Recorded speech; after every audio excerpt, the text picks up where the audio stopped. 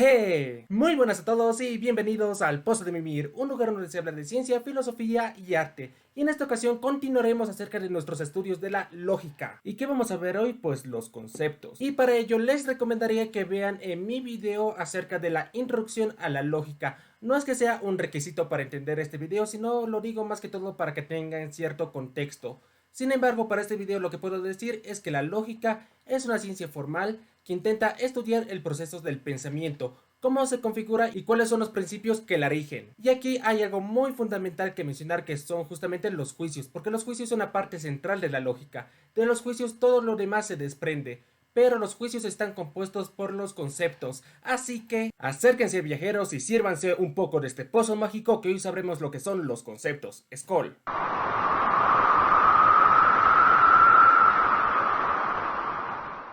Empezaremos este video diciendo ¿por qué los conceptos? O sea, habrán personas que se preguntarán ¿por qué estás haciendo un video sobre este tema? ¿Y por qué los filósofos pierden su tiempo estudiando esto? Bueno, de hecho no es absurdo ni nada por el estilo, de hecho es algo bastante interesante, porque de hecho los conceptos son un fenómeno que más bien le llama la atención a más de una ciencia. Y es que justamente los conceptos se entienden como las representaciones mentales que hacemos del mundo. Los conceptos llegan a ser una forma en cómo el ser humano puede abstraer los objetos del mundo a la mente. Entonces es su forma de concebirlo, de entenderlo e interpretarlo. Entonces podemos decir que los conceptos son el primer paso para la construcción mental de todo el mundo en nuestro cerebro. Además, es fundamental entender que los conceptos son justamente aquel fenómeno que interviene entre el sujeto y el objeto, ¿no? Porque para comprender algo hay una relación entre el sujeto cognoscente, que es el que quiere comprender el mundo, y el mundo, que es justamente los objetos que el sujeto cognoscente quiere comprender. Aquí no hay una relación directa. Yo no aprendo el sujeto tal y cual es, sino el cómo lo interpreto. En ese sentido, por ejemplo, tenemos el concepto de la Tierra como una Tierra plana, o teníamos el concepto de las enfermedades mentales como si fueran fenómenos místicos.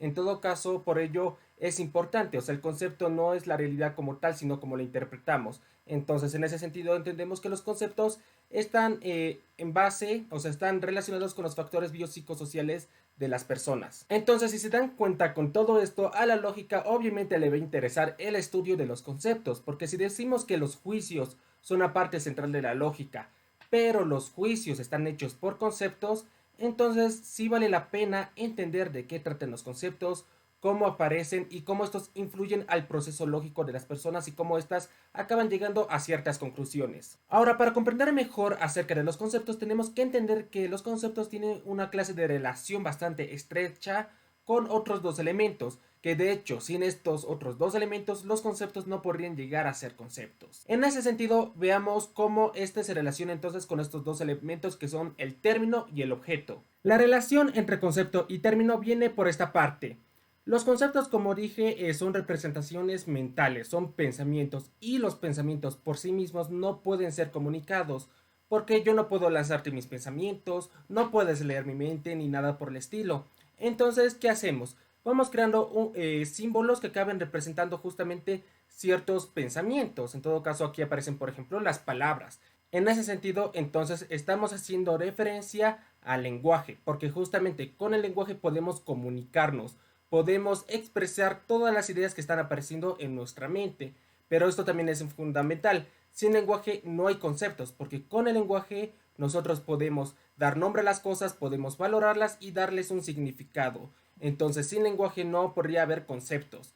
Ahora, también hay que comprender la diferencia que hay entre lenguaje y concepto, porque puede haber cierta confusión, pero hay que entender que son cosas distintas. Por ejemplo, la idea errónea de que una palabra y un concepto son exactamente lo mismo y no pueden ser separados. No, ambos son distintos fenómenos.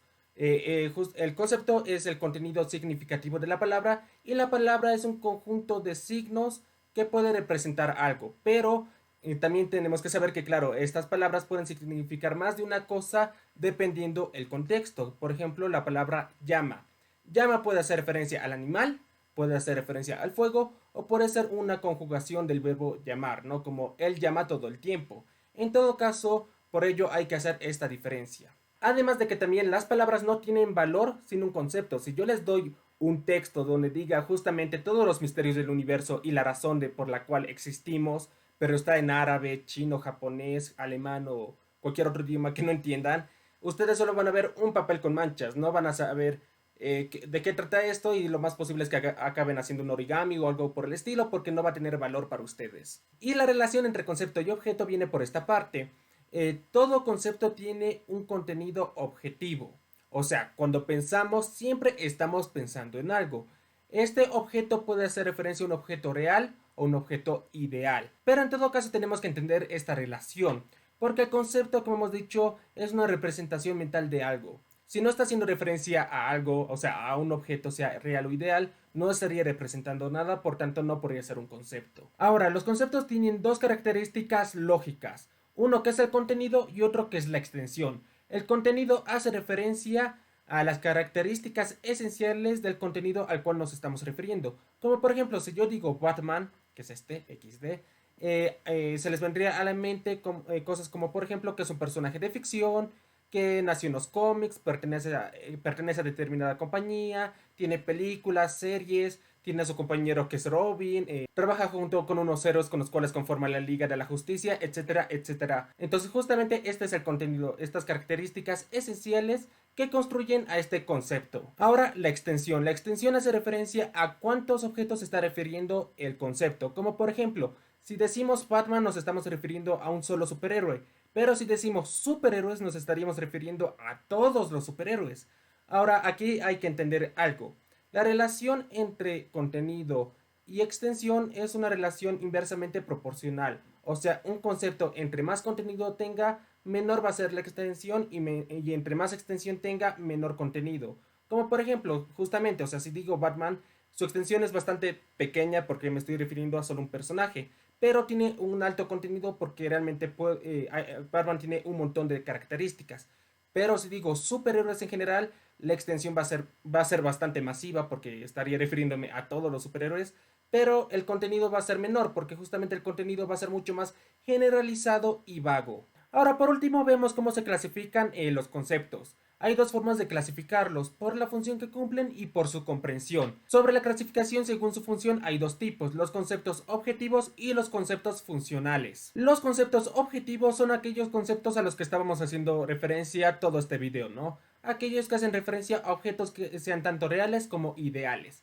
Mientras que los conceptos funcionales hacen referencia a la relación entre los conceptos, o sea, son justamente las palabras como ser y, pero, sin embargo, asimismo, de todos modos, por lo tanto, etcétera, etcétera. Entonces, con estos conceptos podemos establecer relaciones entre las cosas. Y por último tenemos a la clasificación por su comprensión. Aquí tenemos tres tipos, los conceptos individuales, conceptos de especie y conceptos de género. Los conceptos individuales se supone que hacen referencia a objetos reales, mientras que los conceptos de especie y genéricos hacen referencia a objetos ideales.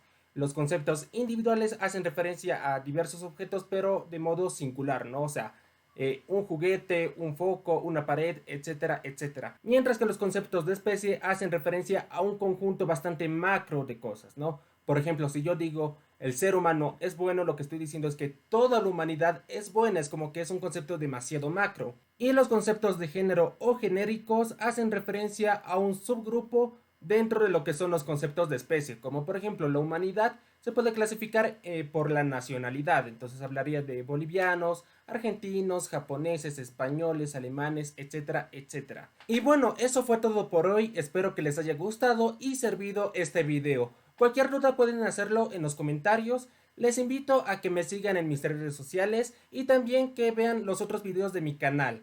Y bueno, esto fue todo por hoy, espero que les haya gustado y nos vemos hasta el próximo video. Hasta la próxima.